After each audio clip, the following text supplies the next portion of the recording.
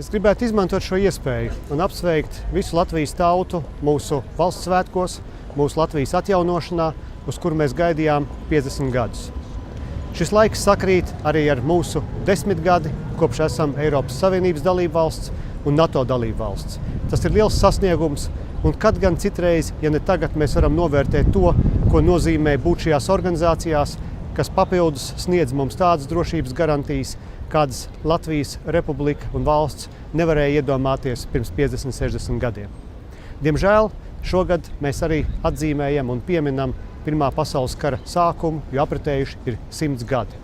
Mums blakus ir atkal kaimiņu valsts, kura cenšas revizionēt vēsturi un kura sūta pār Ukrainu tumšus lietus mākoņus. Es gribētu novēlēt mums visiem ticību, vēsu prātu, karstu sirdi un drošu roku, lai pār mūsu valsti būtu tikpat daudz drošības kā jebkurai citai Eiropas nācijai. Būsim lepni ar to, ko esam sasnieguši, un iesim tālāk.